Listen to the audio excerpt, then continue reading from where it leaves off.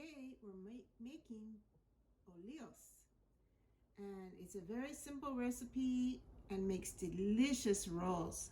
These rolls are the ones that you would use for sandwiches, and they're so good. They're crispy on the outside, soft on the inside.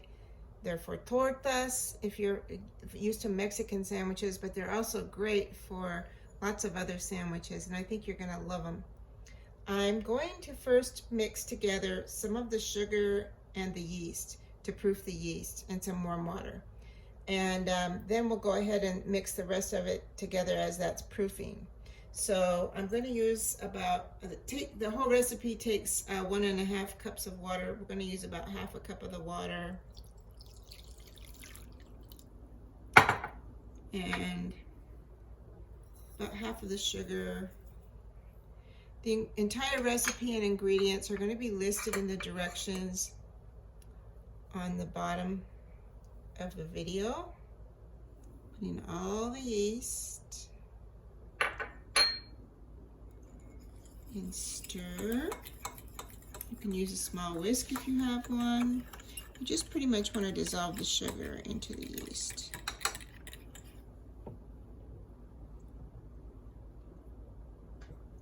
We'll just set it aside until it bubbles a little bit. That way we just know for sure that our yeast is good. I keep mine in the refrigerator. I buy mine in a jar. Some people get a big package at Costco or a store like that. I don't use that much yeast. Most of my baking is sourdough. But for these rolls, I don't use sourdough.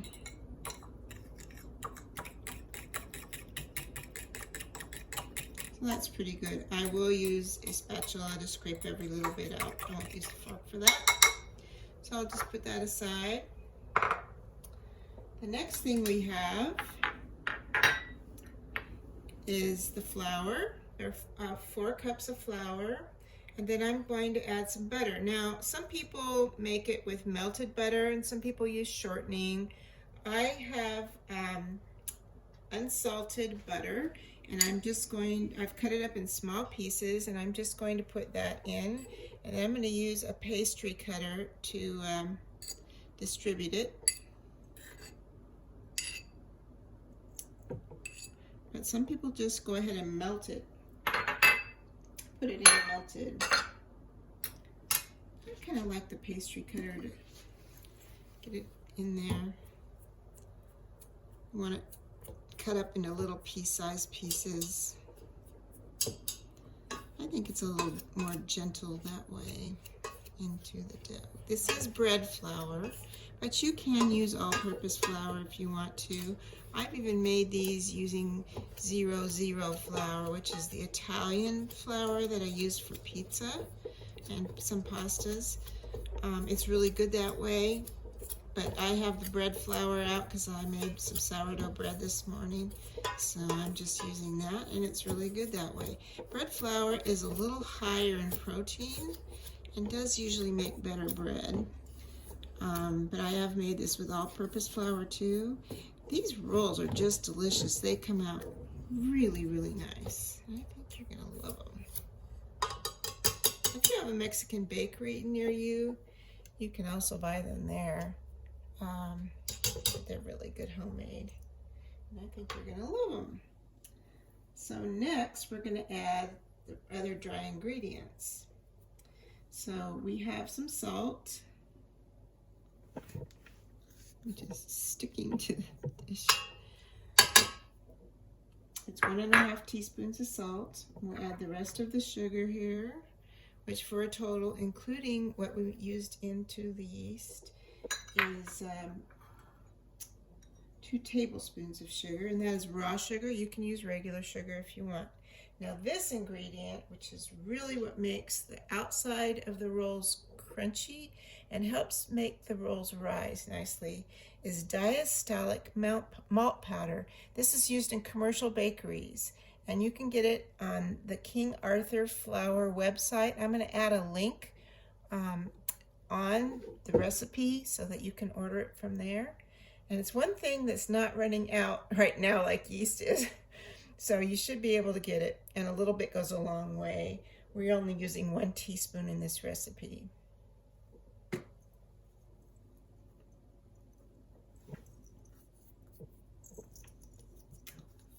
Okay. And we're going to put this on the mixer.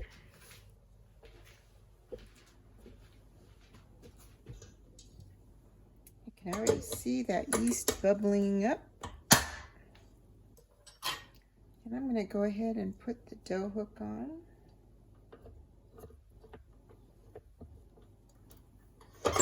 Now, you can use a bowl and a wooden spoon if you want. You can even use your hands to mix this. You don't have to use a mixer. But since I have one, I'm going to use it. So I'm going to use this just to mix all the dry ingredients together a little bit.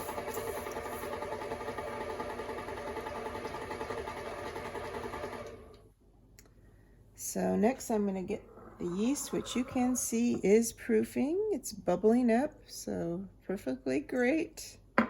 And we have our water over here. Now what we're going to do is make kind of a wet dough, and then we may add a little bit more flour to it before we get to the kneading process. It doesn't need a lot of kneading, but we are going to make a smooth dough with it. And then we're going to proof that, and then we'll form it into rolls and we'll proof those. It's very simple. Like I said, it's not a hard thing to master.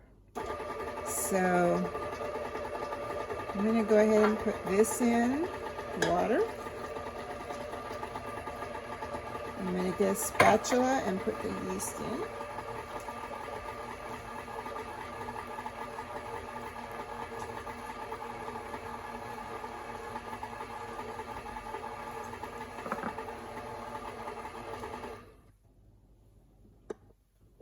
It's nice and bubbly yeast. It's great. It's always nice to see it bubbling like that. You know it's going to rise nicely. And this dough does rise quite a bit. And with that distolic malt powder, it really helps it rise nice too. While I have it at this point, I'm just going to take this and push down the sides a little bit.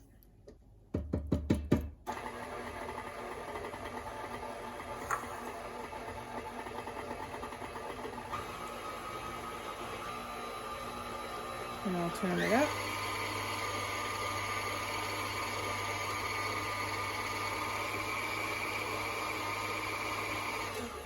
I'm going to push down the sides a bit more.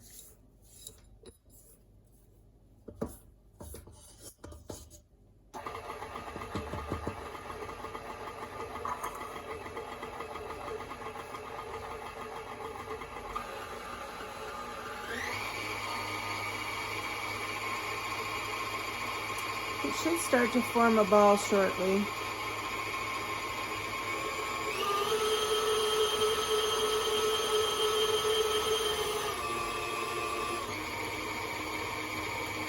There we go.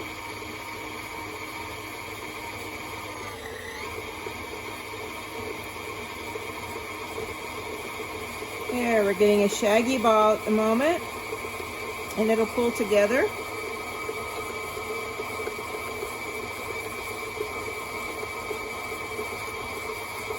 I've got it on number 6 right now if you're using a mixer. It's coming together nicely.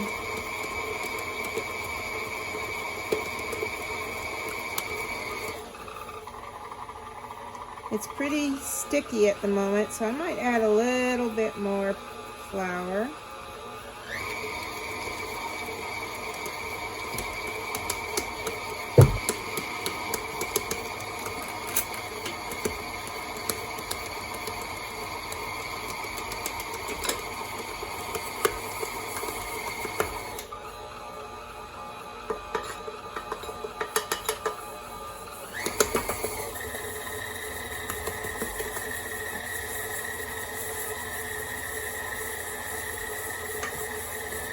So we're in the kneading point now.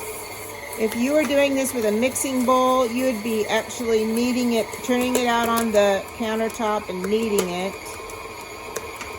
at this point, which we'll only do for a few seconds at the point which we take it out. But we're letting the machine do the kneading now. That's why I added the extra flour. It's nice and smooth now.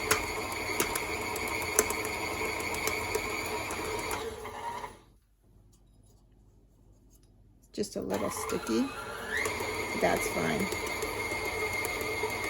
As it kneads, it will absorb most of the moisture.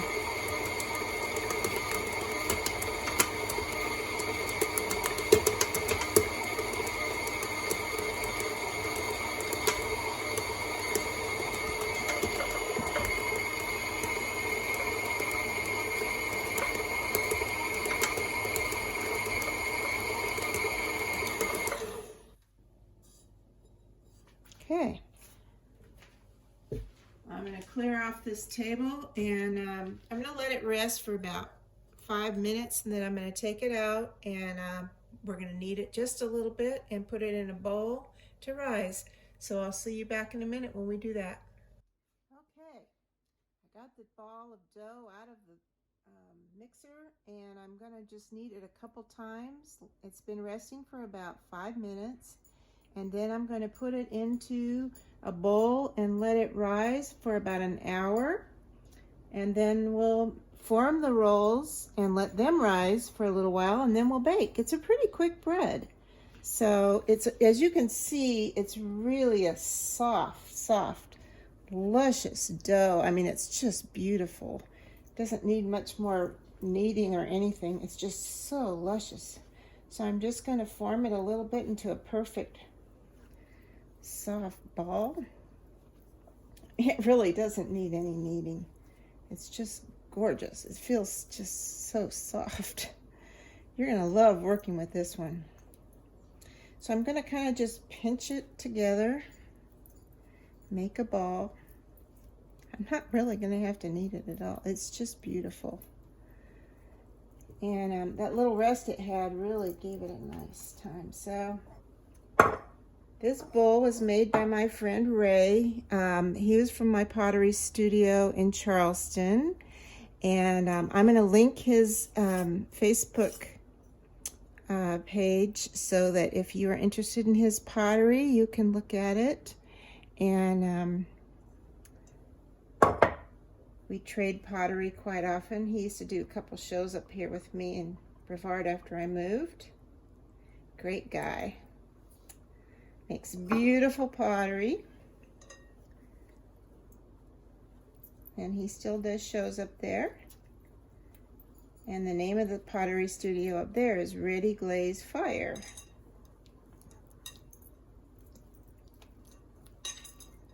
So we've got this here in the bowl, a little olive oil on it, and then cover it with some plastic wrap off of my giant roll that I've had for about 10 years. I love it. It's a big commercial roll of plastic wrap. It's gone from San Francisco to Hawaii to Charleston and here, and it still has a lot left on it. So anyway, I'm going to just let this rise. The room is pretty warm right now. I don't even need to put it in the oven, so I'm just going to leave it right here and let it rise. And I'll see you again in about another hour, and we'll make the rolls. Okay, look at this beautiful dough.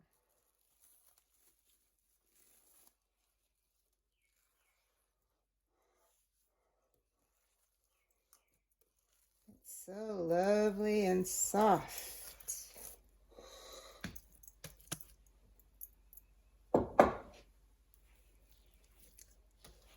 It doubled after about 2 hours at room temperature. If you have an oven that has a proofing setting, you can proof it a little faster, or you can proof it with the oven light on. But But I like a slow proofing. I think it's a little nicer myself. Anyway, so here we are with this lovely degassed ball. I'm going to get all of those gas bubbles out. Now you can use either flour or oil to do this. I like to use flour myself, but some people use oil to do this. Okay, so we're going to cut this ball in half, and then we're going to divide it into 6 pieces.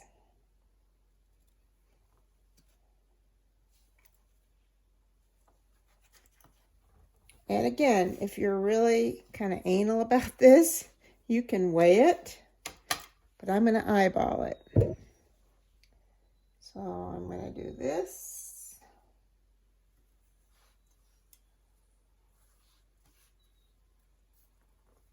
And this.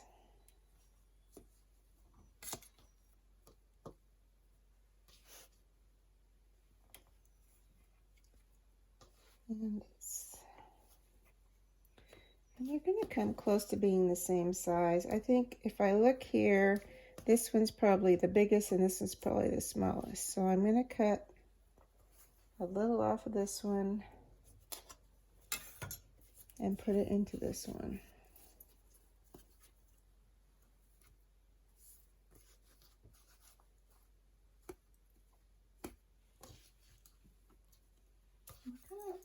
Let this rest just a little bit, but not too long. This one's still kind of small. I'm going to take a little bit off of this one.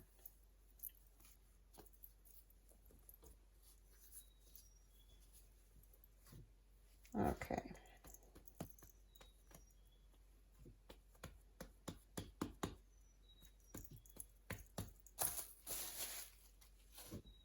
All right, so what you want to do here, it's very, very soft. We are going to make a torpedo size shape roll with this. So what we're going to do is only touch the outsides, and we're going to roll the outside without touching the middle. So we're going to roll the outside and let that middle stay nice and fat, like that.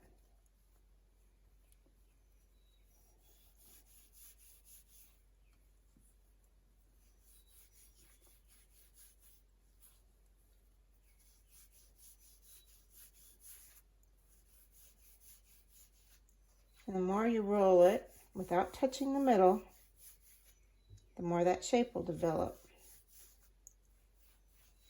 It's really, really easy. Now I have some skinny baguette pans and I don't know where they are. I haven't made skinny baguettes in quite a while, or these rolls. So I'm using my regular baguette pans, and they're a little fatter, which is not ideal for this. So I'm going to put 4 in each of these, 2 and 2, 2 and 2.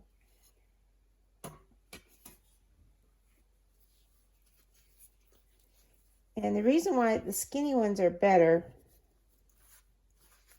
are because these have a tendency to spread, and they're really nicer when they're skinny like this and they don't go out.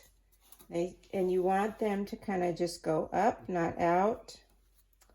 But this is what we've got, so we're going to work with what we've got. If you have skinny pans or can get skinny pans, you'll have prettier rolls. You'll see. Okay. So, here we go.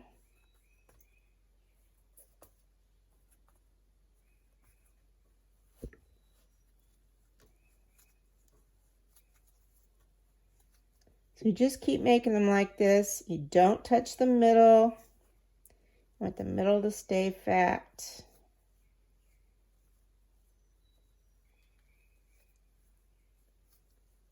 And once you've got it shaped like that, then you just keep rolling them like this.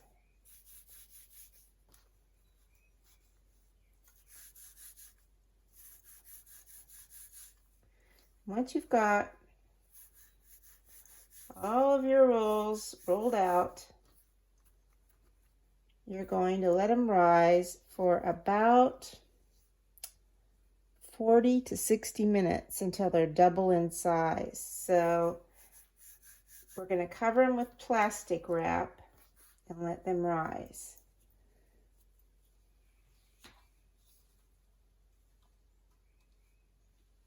So I'll catch you back when they're risen.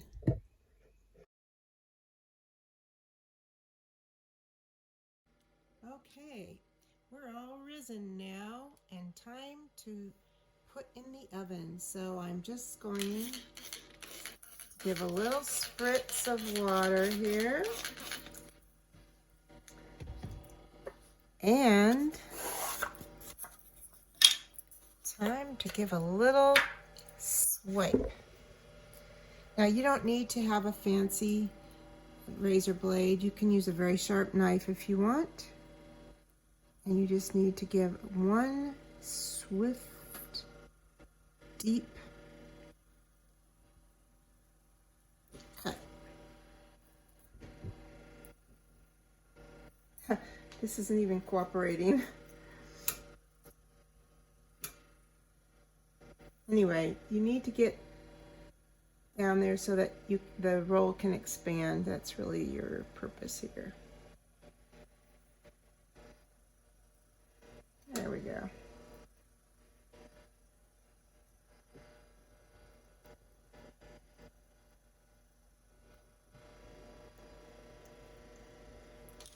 All right, I'm gonna stick them in there.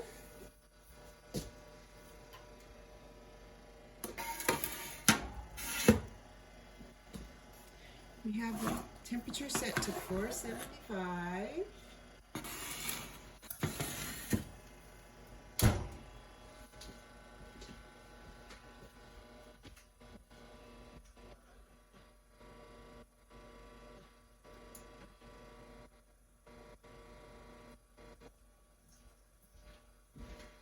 They're going to cook for 22 minutes. I'll start checking at about 20 minutes though, and we'll be back then. Okay, we are out of the oven.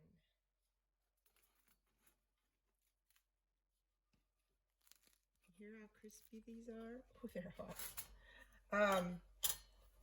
Yeah, they're really crispy, nice, hard on the outside. And what do you see how soft they are on the inside?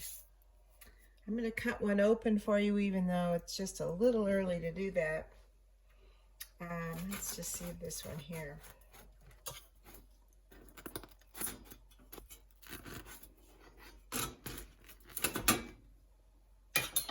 Whew. Hear that? Whew. Hot.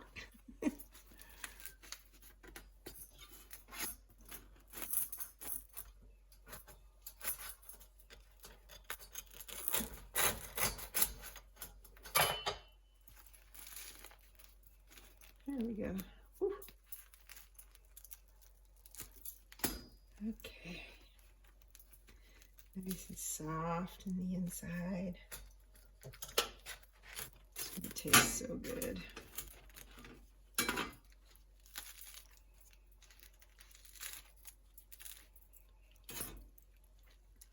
See how nice that is on the inside. And what do you watch? This nice French butter melt on it.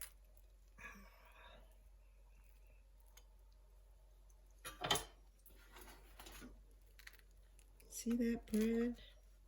This makes great sandwiches. It's great for banh mi's. It's great for all kinds of sandwiches. I'm going to do some French dips with homemade pastrami. It's great for all kinds of sandwiches. And You can just use it for dipping in oil. This bread is so good, and it's so easy to make. You can make it every other day, and it stays soft like this inside, crispy and crunchy on the outside. Anybody home? Yes, crispy bread's in there. You're gonna love it. Well, I'm gonna take a bite.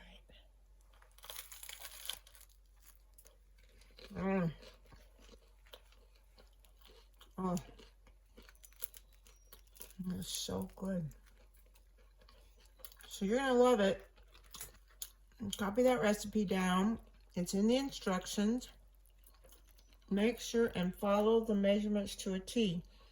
It's really best if you actually weigh everything. If you have a scale, it'll come out really well. Oh, it's so good. And do use really good bread flour. Don't try and use any other kind of flour. Bread flour is the best.